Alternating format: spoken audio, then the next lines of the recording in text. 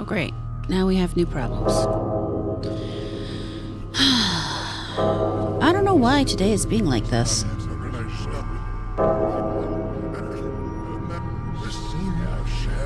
The sad thing is, I tried to set things up ahead of time so that I wouldn't have these issues. But apparently God decided otherwise. Hello, Gail. Need to figure out how I'm gonna handle this. Like, why is this not behaving? Why is that not behaving? Why? God, why? Anyway.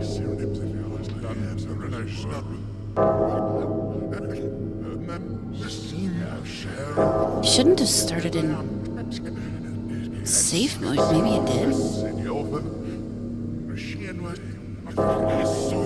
I don't know. It makes no sense. But we're just gonna have to write it and deal with what we can deal with.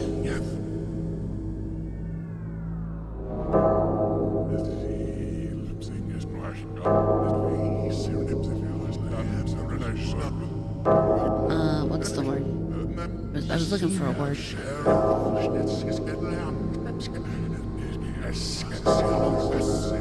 Just sending out a tweet.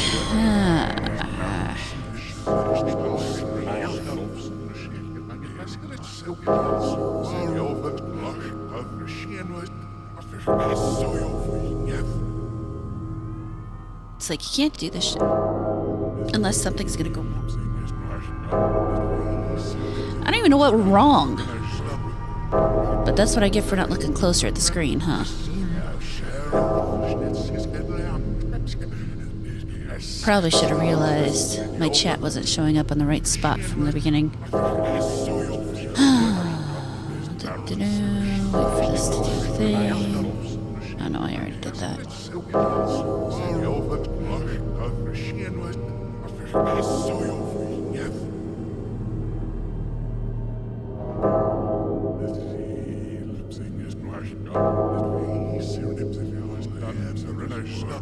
Don't need that. I do need this.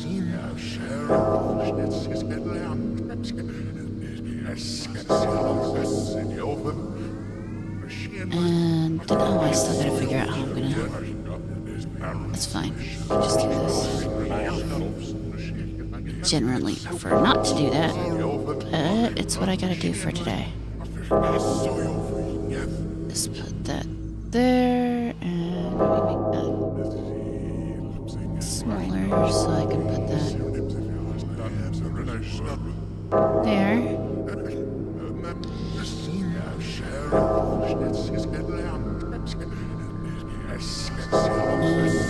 Leave that open so I can use it. I'm going to use this and put that there. Close that. Now I need to get my bookmarks open, which I was working on before I realized something had gone wrong. I apologize. I swear, I'll make this better going forward. I'm trying, but for some reason, nothing wanted to cooperate today. Nope.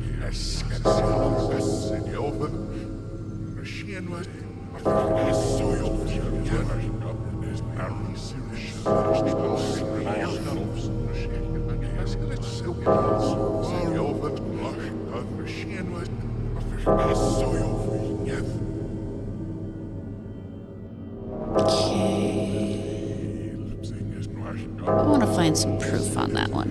Look at that in a minute.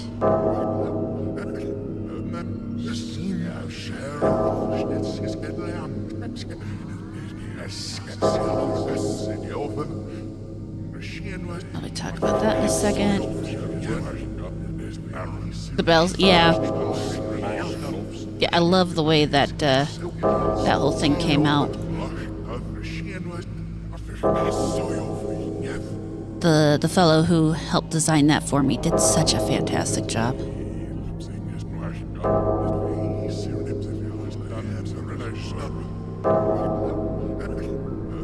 Ah, you know what? I really don't care about that.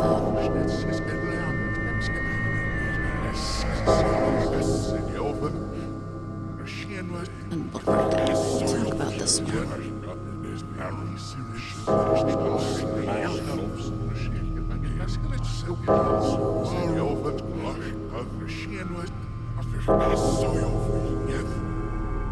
Okay.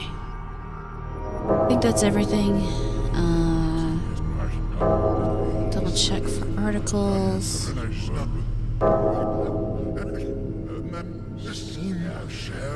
Which once again I meant to read beforehand, but did I? No. Why would I do that? That would be silly.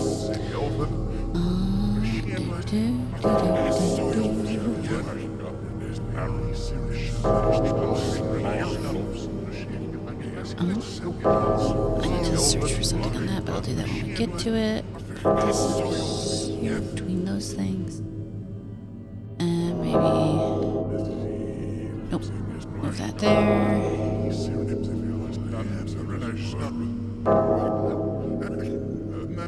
No, move this around. There we go. That's what we'll do. Alright, thank you for sitting around while I did things that I should have done before stream, but couldn't do before stream because everything decided to fuck up all at once. That will be our pre-stream show, where I ramble consistently while trying to get things in order last second. That's basically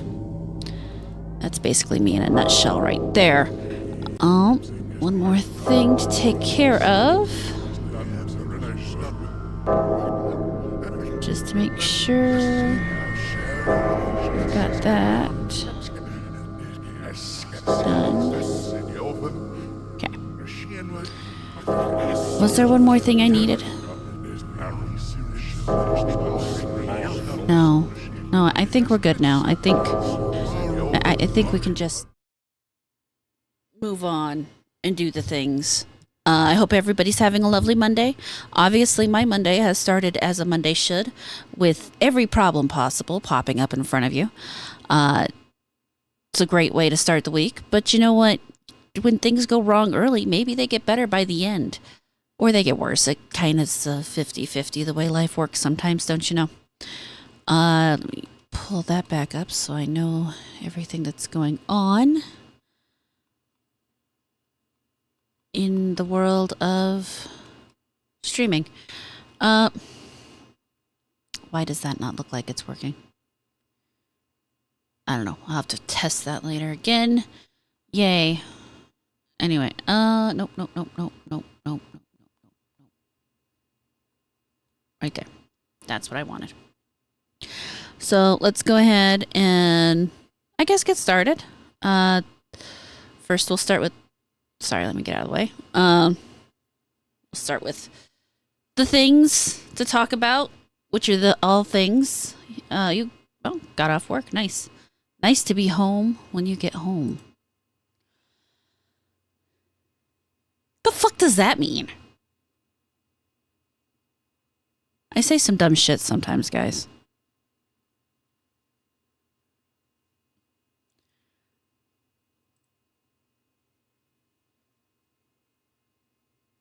Anyway, so we're gonna start here with Legacy Killer HD Michael post about this. So I mean, we all know that Microsoft layoffs, reorganization, blah, blah, blah. And part of that was the announcement that they are going to focus on a new Fallout game. And for the longest time, everyone has been told they don't want to do a new Fallout game. They being Bethesda/Obsidian, specifically Obsidian mostly. Now, apparently we're being told that Obsidian wanted to make a new Fallout game not long ago, but Bethesda said no. And actually, I'm reflecting here. I want to say we've heard this before. I am going to do a quick search on the internet because obviously this is just something in the back of my head that is tickling at me.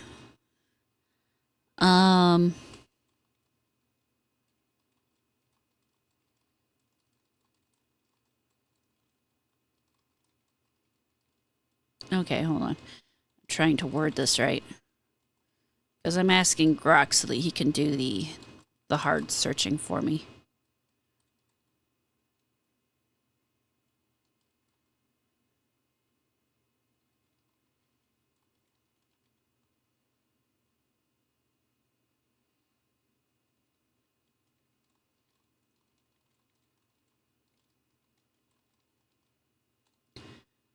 Alright, so he's looking real quick. I want to say...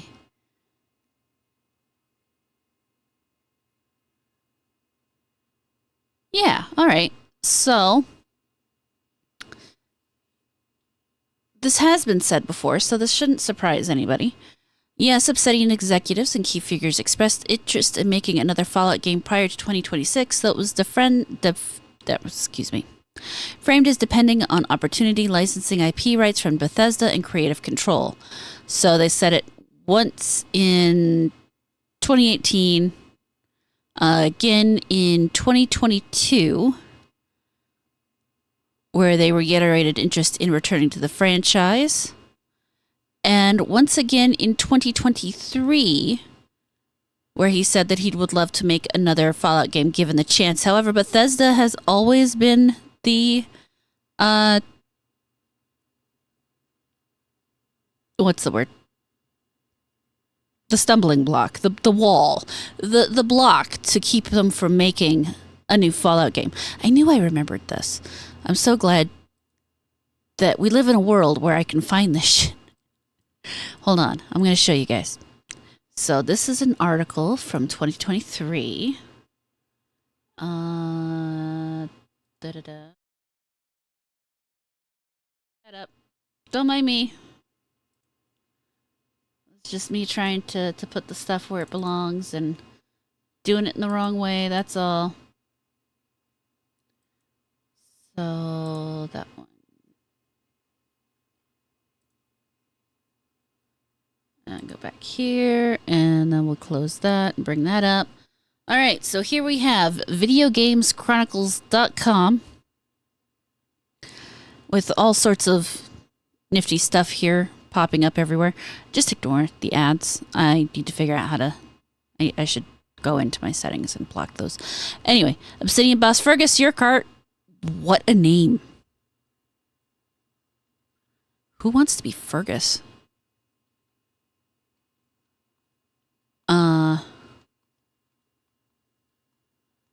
Damn it. Where'd my stuff go? Because I need to be able to see what you guys are saying. Nothing's working right. I apologize to anybody whose chats I miss right now because things are broken and I don't know why. Yeah, fuck the ads. No one wants the ads. I have Brave. I should be using Brave. Why am I not using Brave? This is a fantastic question. It's right here. I should make that my default. I just haven't yet for really no reason. This is something I'll work on later. Can't do it right now. A little busy. In the middle of a stream, actually. It'd be a weird time to do it, wouldn't it? Anyway. So Fergus Urquhart, again, what a name. Holy shit. Has said he'd love to work on another Fallout game given the chance. RPG veteran was involved in the production of the first two Fallout games during his time at Black Isle Studios and Interplane Entertainment in the late 1990s, and Obsidian developed 2010's Fallout New Vegas. In 2018, the studio was purchased by Microsoft several years before the Xbox maker also acquired Bethesda, which means finally the IP rights were both under the same umbrella, and technically Microsoft could have any point in time after 2018 said, you know what guys, we hear you want to do a Fallout. Maybe you should go ahead and do that. But instead, no, what did they do? They made Avowed, which sucks. Well, I mean, it's mid. I mean, I know mid anymore in gaming is sucky, so that's kind of the way things have become. But yeah. Last year, it claimed it was in very early talks that had been held about a potential Fallout New Vegas sequel, with Microsoft reportedly expressing lots of interest in making this happen. Again, that would have been in 2022. But in a newly published interview with Game Press, Your Card suggested a new Fallout game from the studio isn't currently in the cards. So, we're not working on a Fallout, and we haven't even talked about what it would be. Plate's pretty full with Avowed, Grounded, and Outer Worlds 2. I don't know when we're going to start talking about new games, maybe towards the end of next year. We just have to see what's going on. But yeah, so it appears that the rumors of Bethesda not being in any way interested in making a new Fallout were gravely exaggerated. Greatly exaggerated, gravely exaggerated. Exaggerated. They were exaggerated. We'll go with that word. But Obsidian has been interested for some time. Initially, it was Bethesda that was in their way. And now finally,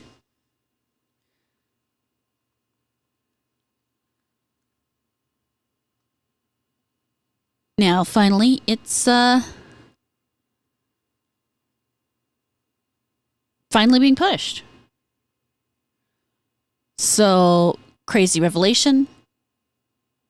Not that crazy. It's not a crazy revelation at all.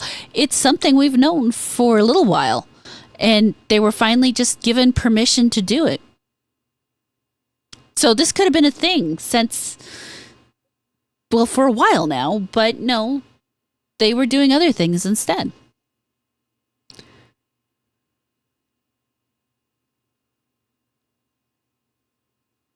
Hi, Parrot. How you doing? I would like to know why nothing here is working. It's very irritating again. You know what? I'm having just all the fun of issues. Let's reload that maybe.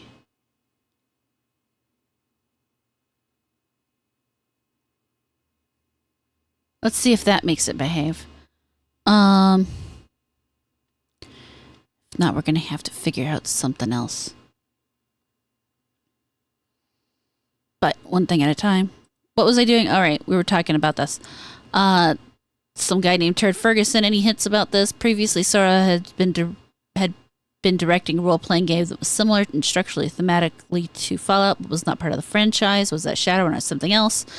No, that was different from what I heard. That was intended to be a Fallout game, but according to sources, Bethesda put the kibosh on that a while ago, so had to change its direction tone from Fallout to something similar to Fallout. And I would bet this down here, this is like the thing we've had going on for a while now. With them taking a game that they wrote that was similar to another game, but wasn't that game, and sticking that game's name on it. So, I can't think of a good example right this second. But, damn it. My brain has died in the middle of words. But it's the opposite of the skinwalking thing. This is instead the spiritual successor situation where they can't make the original game, so they're going to make a game that's like the original game. In other words, Shadow Hearts with Penny Blood, which I want to see the light of day and will never start talking about until the day I get to play it. Because I have issues. But yeah, they could have done this a while ago and just kind of chose not to for reasons unknown. But the plus side of the whole Xbox thing, well, one of the many plus sides realistically, besides them culling a whole bunch of jobs and people who didn't need to be there, is the fact that I did just close something stupid, did I? No, I'm fine. Okay, sorry. Is the fact that, Obsidian gets to work on a game they actually wanted to work on, despite being told otherwise. So, that's some good news. I also wanted to share this message from id Software. They say, thank you for all the support this week. While our studio was impacted, those changes were spread across teams. We still have the crew we need to build the games and tech we're known for. The team today is about the same size we were when making Doom 2016. We have always had a flat studio where everyone is a maker, and we will remain true to that philosophy going forward. We are focused on supporting each other and the team members impacted. We are going to keep building great games and tech that have defined us for the past 35 years, and we're looking forward to seeing you at QuakeCon this August. Now, this is a slightly different reaction to, like, Bethesda's game studio. That's partly because everything I've read about it, I've been reading a lot of Sandy's posts, and then you have American McGee, and I believe his name is John Romero.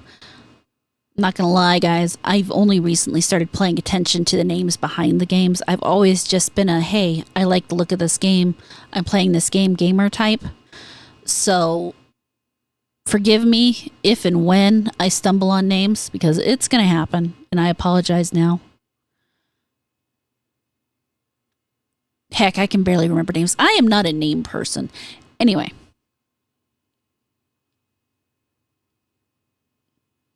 But the studio has always been almost everybody does various things. Not one of those studios where, this is the graphic design center and this is the coders, and now the graphic design people and the coders have to talk to each other.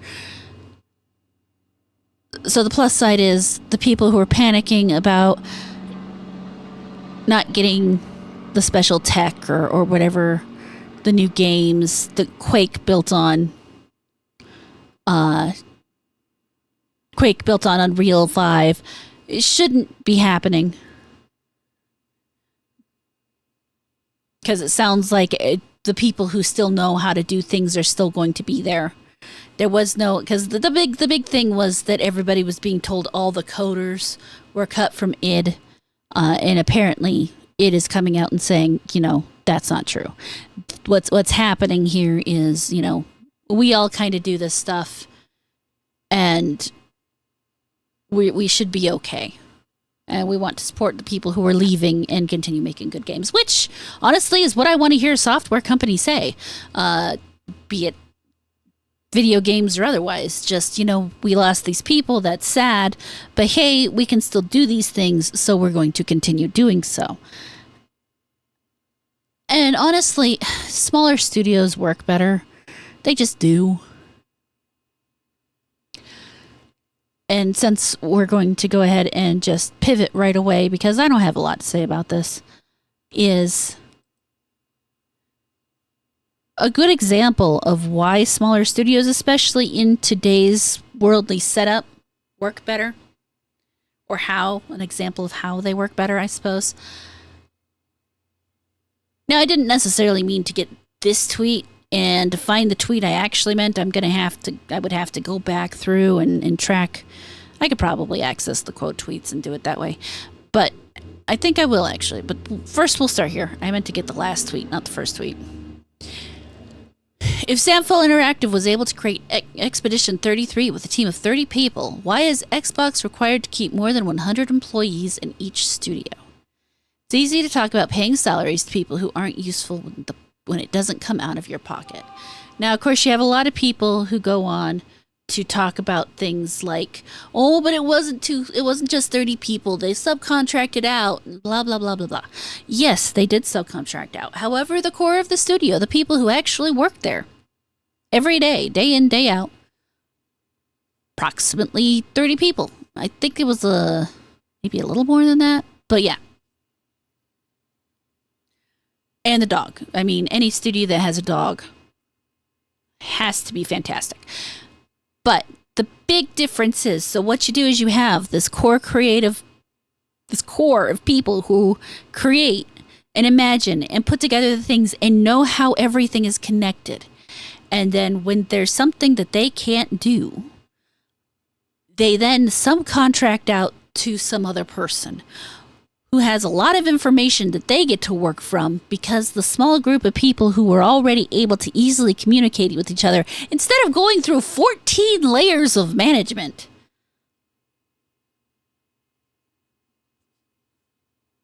Every time I say that, it gives me a headache. 14 layers of management? What? And you know a bunch of those were the fucking type that strips anything interesting from the game because of it might offend somebody or whatever. No, this just went straight from the people to the subcontractor who did the thing and gave it back to them so that they could then feed it into the game. That's how subcontracting works. And it gives people who aren't necessarily part of a studio the ability to work on things. And it's not like they weren't listed in the credits.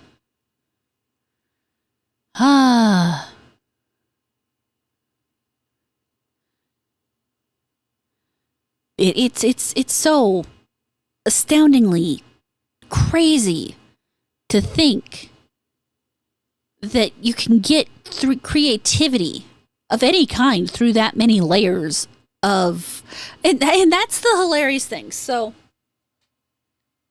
that right there is probably the biggest thing that kills this idea that Microsoft had been letting these companies develop freely, create as they wanted to.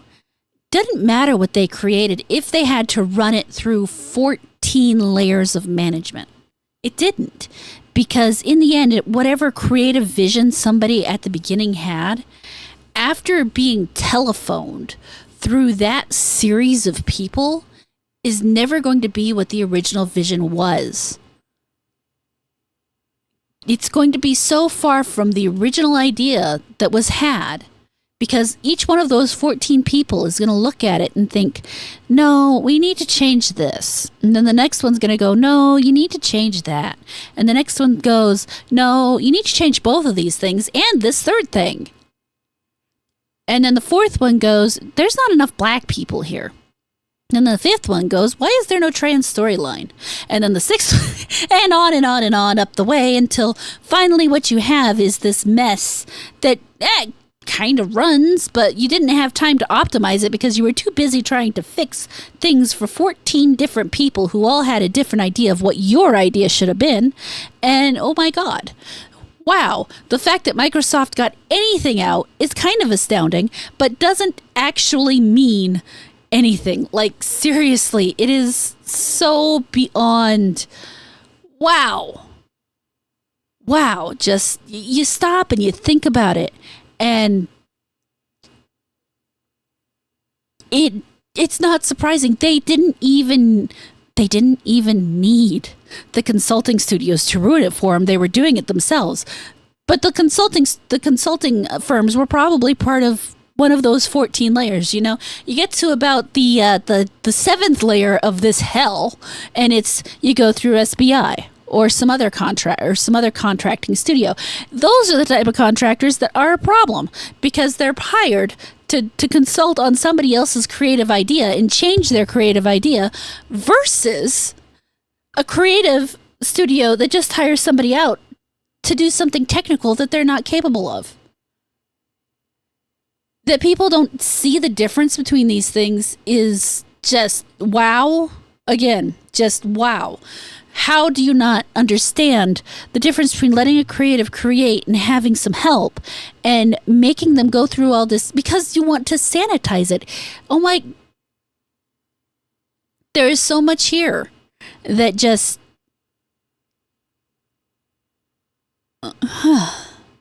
and that is why big studios aren't very good anymore. Because they suck. That's why. Because you have too many people who want to put their fingers in their pots and want to leave their print on it. And especially when you're talking about these massive studios that were so beloved because they made these games and these stories that people loved. Especially then, when you have it going through that many people, each one wants their own special little thing to show up in that end result. And when you're running it through 14 layers of management, that means at least 14 things are going to change. And they have to, because it's the management, and the management said so. Whatever Dragon Age the Veilguard, because, again, I have obsessions too, was at the beginning, was probably something that would have been pretty good. But between the 10-year development cycle and running it through other people and losing people who actually cared about it and bringing in people who just wanted to put their names on something that used to be great, and they thought, well, if it's great and I put my name on it, then I too will be great, instead of realizing that what made it great was people striving to be great, not to have the greatness bestowed upon them. That's what kills those games. It's like I kind of wondered what Avowed was previous to going through all those layers of management. You might have even had a pretty good idea there in terms of story. But no, you couldn't, because you had to sanitize it out all the way up the ladder. It's how you end up with Anthem, going from a hardcore environmental survival game about upgrading and maintaining your environment suit to dev team not knowing what the game was until the teaser. Yeah. Well, that's the thing, Robust. So initially it wasn't supposed to be a multiplayer. I'm assuming you're talking about Veilguard. So originally Veilguard was supposed to be a normal follow-up. Then it was supposed to be a multiplayer. Then it went back to being non-multiplayer. They switched that thing back and forth at least 3 times. And Inquisition, I know people didn't like Inquisition. I loved Inquisition. I loved the first 3 games. Yes, they toned it down consistently through the thing, but honestly, it was really just a clear, what's the word? It's the clear evidence of how this crept in, because you had Dragon Age, which was dark and brooding and brutal and disgusting and wonderful. And then you had Dragon Age 2, which came out too quick and didn't have the time to really bake and get the same love.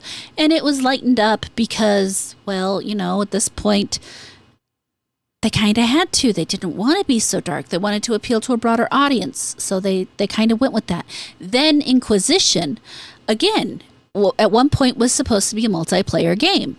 Had more time to bake, had bigger environments, and unfortunately included a lot of fetch questy things that really was more of a multiplayer game thing over a single player game thing, but still had a good story, still had the ability to tie back into the previous 2 games, all the way back to the first game, honestly. So there was encouragement to play the previous 2 games, even after you played Inquisition, because you could go play the previous 2 games, add up your little changes between the 2, and then play Inquisition and get a kind of different experience.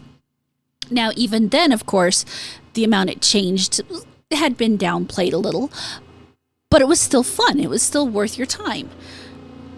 And then Veilguard, which basically untied itself from the previous 3 games, had no real connection. Your contributions to the game meant minimal, if anything, and was an absolute, yes, it was a cluster. It was an absolute cluster because of the way the development went through for the game. And you just can't do that. Anytime now, at this point in time in my life, I hear a game that's been in development for more than 10 years and it's not like a first game or something, I think it's probably going to be shit. Not going to lie. I do not trust Elder Scrolls 6. Why? Well, for one, look at Starfield. Starfield is not a good game. It's probably a mediocre game at best. Elder Scrolls 6, I think it's going to suck. I'm going to be straight up. I don't care what else they've done. Do not care. Don't care about their past anymore. It's all about what you're doing now. Game companies for too long have ridden on their laurels, have said for a long... People have given them far too much leeway.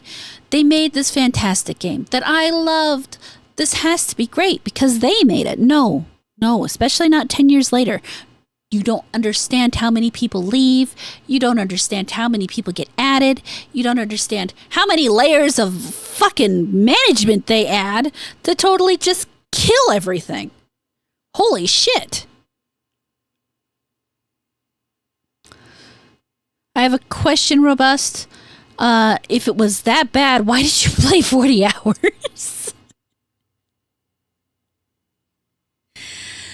But no, gaming anymore is, what have you done for me lately? What was your last product and what is your current product? If your current product sucks, I don't care how good everything in the past was. You changed something, you fucked up the formula, you either got to fix it or you got to go. There is no more nostalgia bait in terms of the name of the game studio.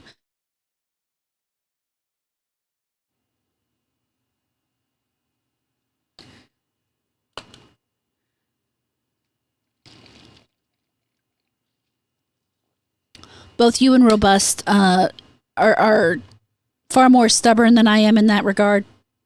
If I don't like a game, I just stop playing it.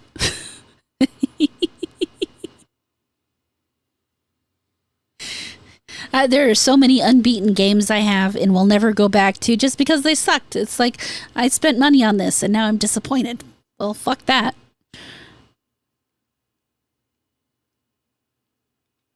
What is the name of that, what is, you wanted to test on...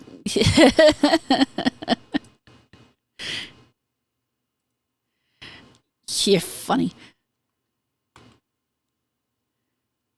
So basically, it's like we keep saying, you like to torture yourself. You enjoy the self-torture, is what you're saying. I like to really dig into it. You get more layers of understanding, like an onion that punches you in the face each time you peel back a layer.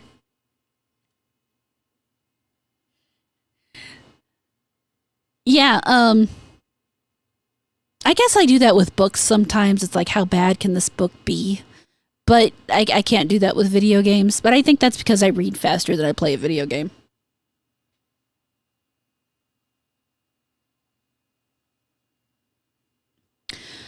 But, I mean,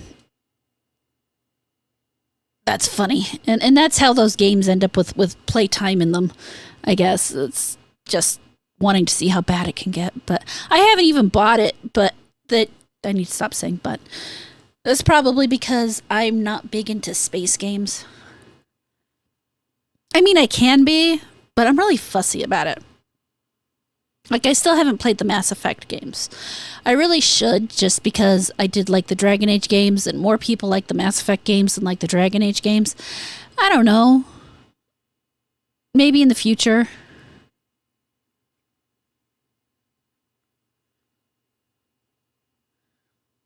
It's called self-torture, Robust. It's okay. Just admit you enjoy torturing yourself. Yet you won't play D&D with me, and then again, I can't blame you. Damn it, I did it again. It's okay. Don't worry about that. I hate that notification thing. And you see, Hell's Alien, I agree that Dragon Age games are the best. You're in love. Starfield is not a space game. It's a space-themed loading screen.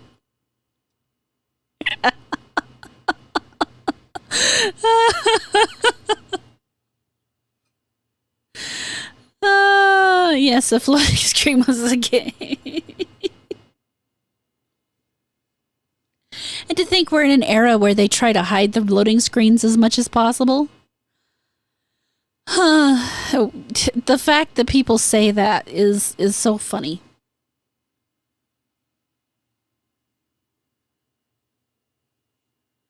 Yeah, I have no desire to ever play Starfield.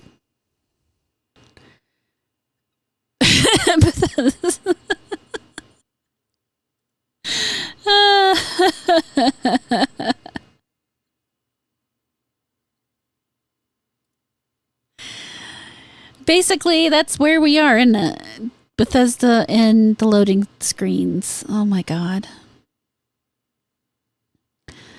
But, I mean, is it even worth it to check these out? No, I don't want to quote post that. I wanted to look at the quote posts. Da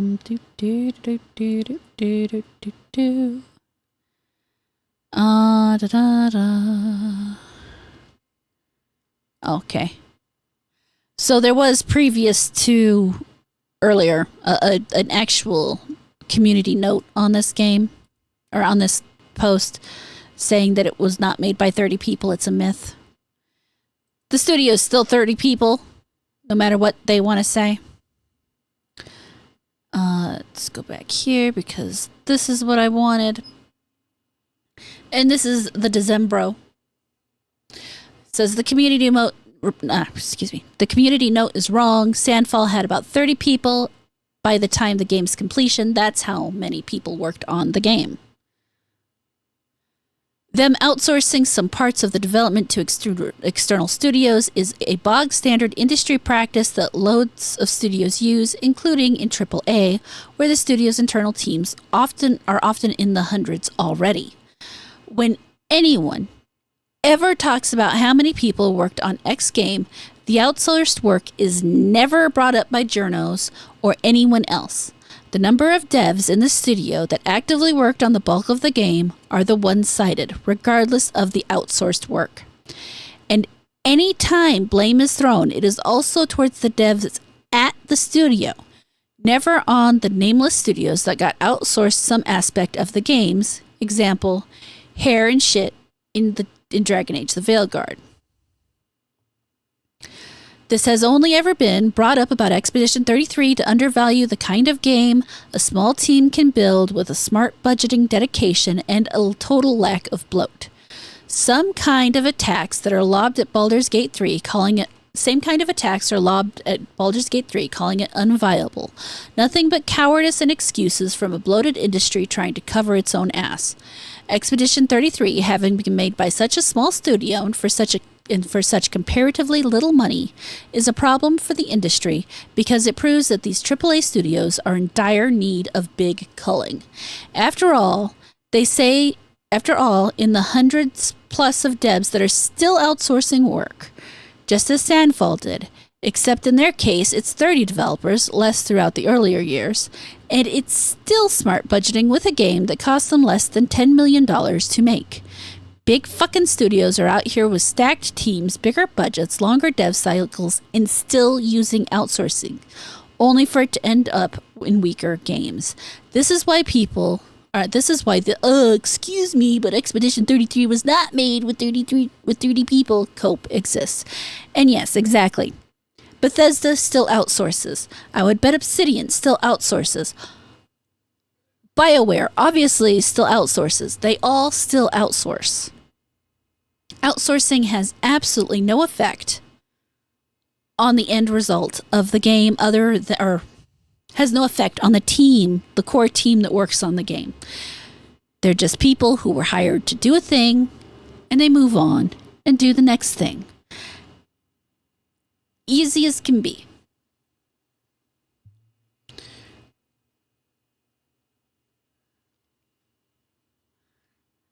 I broke my nail. I apologize. I have to... When did I do that? Anyway, I poked myself with my broken nail and it hurt. However, that's enough ranting about that. How about something that'll make everybody angry? Well, I don't know. Everybody that's at least in their 30s angry, I suppose. Free Willy remake in the works at Warner Brothers with the Russo brothers producing. It's reasonable to question the viability of a Free Willy remake, particularly at a time when audiences seem to be looking for something new, as suggested as the popularity of movies like, oh my god, I totally fucked that sentence up, didn't I? particularly at a time when audiences seem to be looking for something new, as the popularity of movies like Obsessions and Backrooms, holy shit.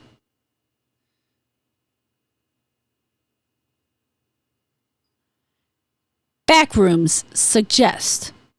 There we go. Wow. That was bad. Anyway.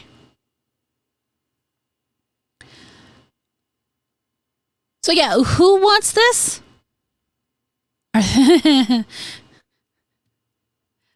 mean, that's my only thought. The reason Free Willy existed back in when did Free Willy exist? Hold on, I gotta check when was Free Willy released in theaters? I remember it coming out quite vividly. It was like the movie. Okay, so July 16th, 1993. So, holy shit. Is that, what, 33 years later? They're trying to make a new Free Willy?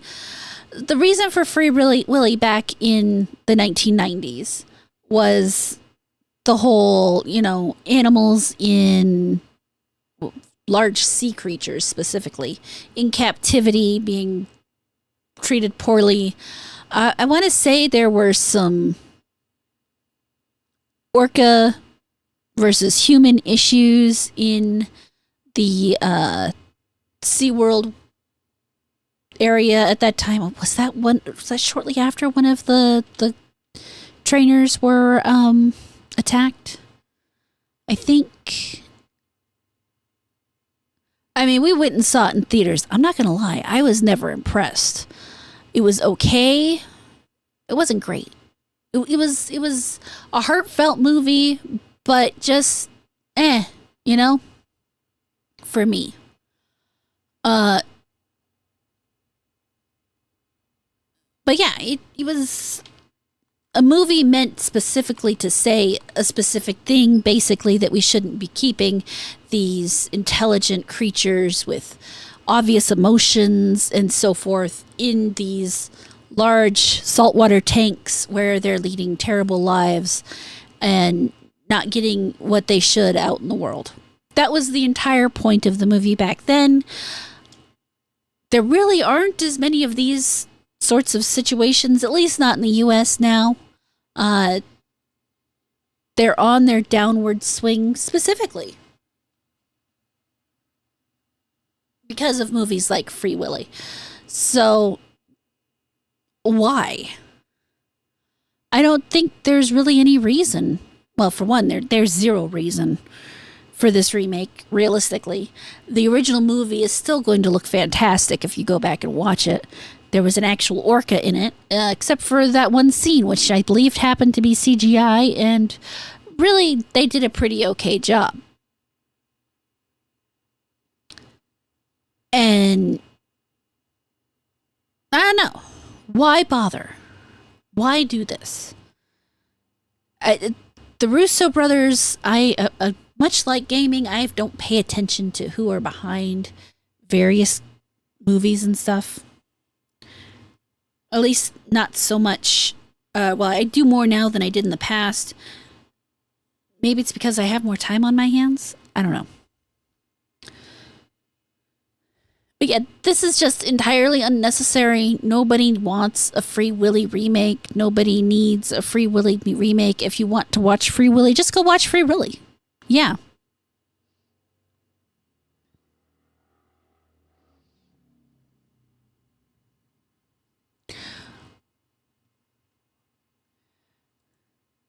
Be entirely honest, Robust.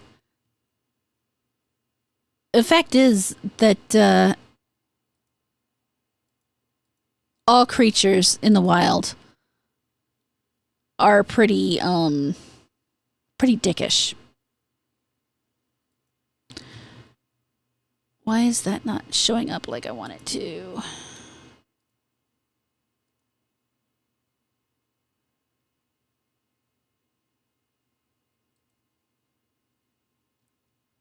Oh, well, I was going to put your comment on screen, but it won't let me right now. But what he says is, yeah, we should let them out into the world to beat seals to death with their tails and murder other whales' kids. Orcas are horrendous, dickish monsters in the wild. So are dolphins. Dolphins often use other creatures as toys. They commit a number of rapes on not just other creatures, but also humans, if given the chance. Nature is not kind. Nature is not sweet.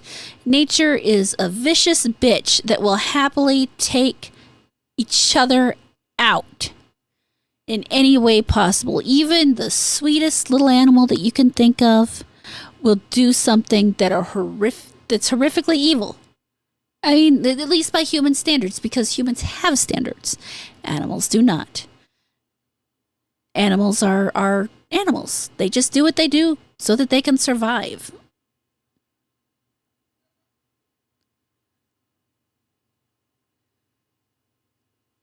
I mean, they are related. They are related. But I mean, look at the sweet little cats. You have cats, Robust, I know. Cats are fucking evil. Cats will play with their food. And by food, I mean they will let a mouse run around and they consistently torture it until they're ready to kill it. And then they'll kill it. They'll also run up your pants while you're sitting around doing nothing and claw the shit out of you. Oh yeah, chipmunks will do evil things. I don't know what evil things they'll do. But, well, I mean, they will crawl in your house and chew on your fucking wires. Fuck chipmunks. I hate tree rats. Squirrels are the worst, though. Squirrels are horrific, terrible animals, and I have no use for them.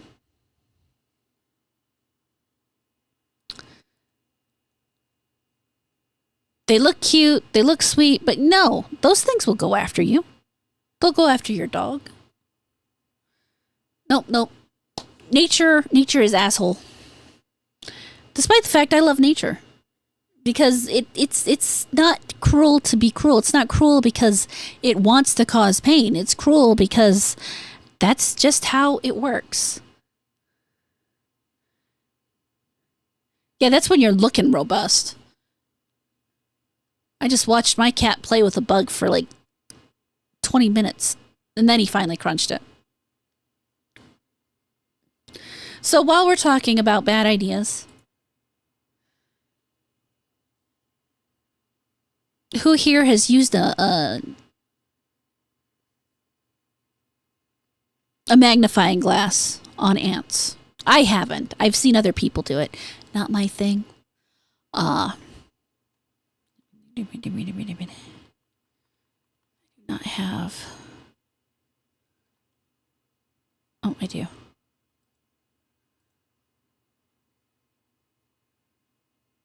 Okay.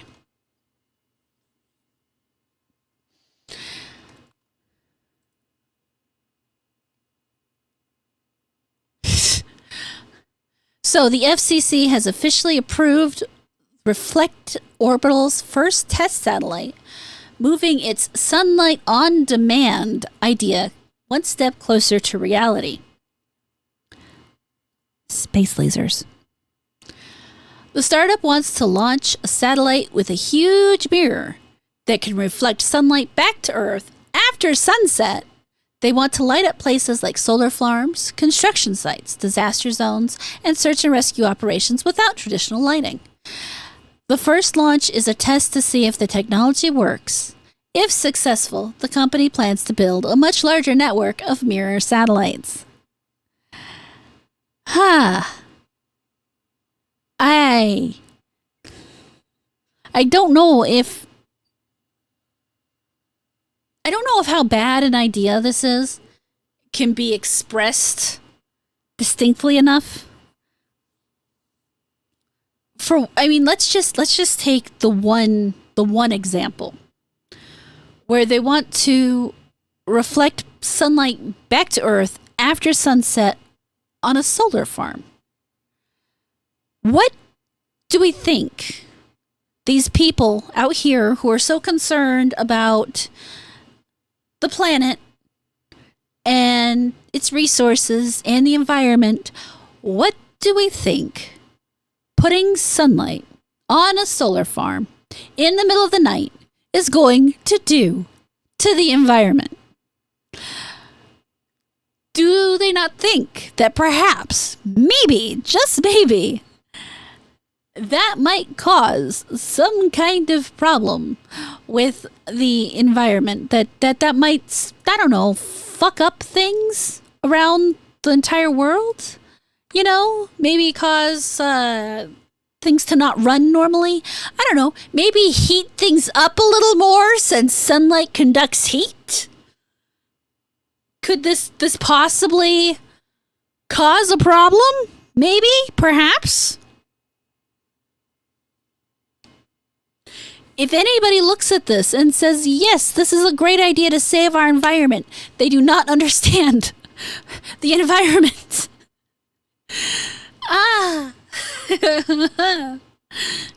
Because the world, everything on the planet, the little animals they supposedly want to help, that are actually hurt by these giant solar panels in the middle of their environment. They will not go along well with the idea that this area is now under constant light. That will not be good for them. It will not be good for us as you direct more heat back to the earth.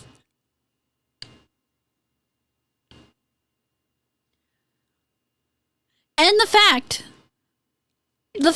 that our government has agreed and said, yes, you can totally try to do this,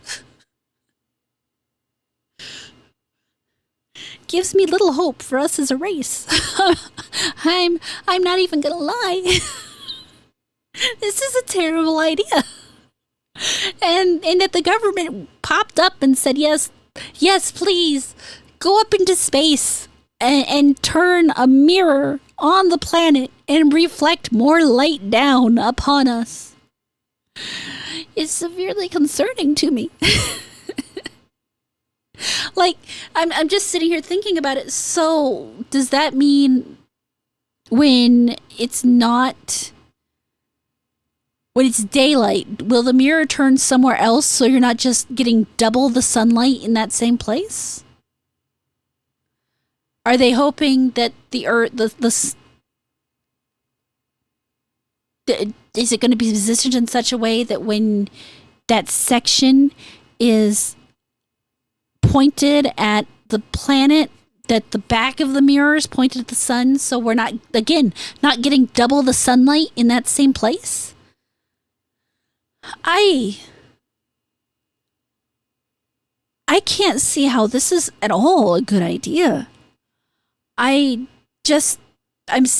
trying to figure out, I can see so many problems. I'm not even a scientist.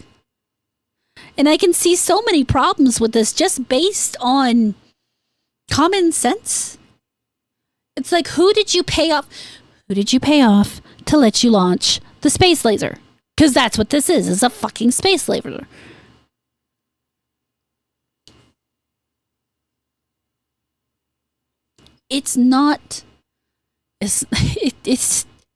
We're right back to humans fucking with things they shouldn't fuck with. The environment is one of those things I don't think we should be fucking with. I don't care if it's releasing stuff into the sky to get more rain. I don't care what it is. You should not be putting stuff out in the environment to fuck with it because we think we can fix it when what we're doing is breaking it more. The planet takes care of itself in that regard. It handles it. All we're going to do is set off a series of events that fuck us over. That's all we're going to do.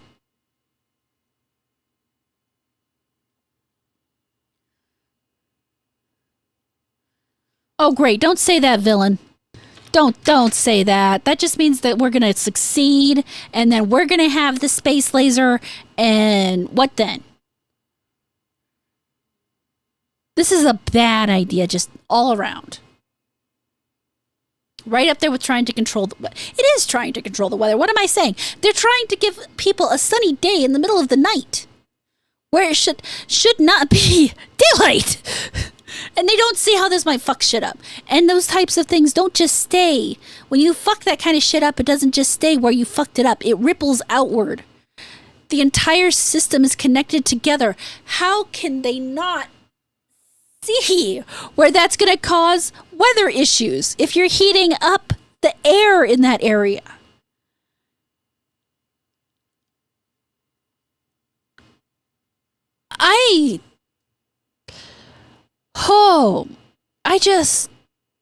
Why? God, why?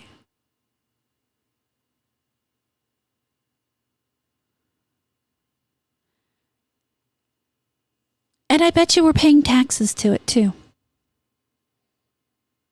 I would bet money that this isn't a purely on their own capitalistic adventure. They're probably taking money from the government somewhere. If it's not fully funded by the government, that would not surprise me either. That they just went ahead and said, yeah, you know what? This sounds like a great idea. Here, take the taxpayer dollars and fuck us all up. I am not a person who generally believes in climate change. I mean, I believe the climate changes. I don't think we're necessarily the driver of it. This will cause us to be the driver of it, literally.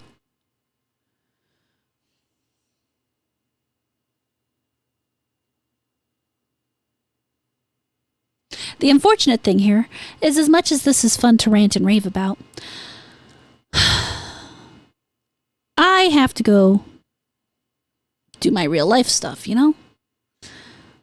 So, with that anger-inducing problem stuck in your heads, I am going to have to say adieu. It's been a fun hour. I appreciate everybody showing up.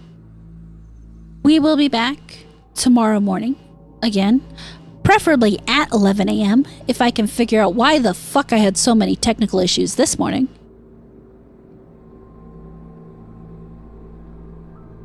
Try not to have them again tomorrow. But I appreciate y'all. Go out there, have a fantastic Monday. Come back tomorrow and we'll see what other wonderful ideas that the world is coming up with that I can rant about for a while. Y'all have a good evening or a good day or whatever the fuck it is where you are. And I will catch you later. Bye.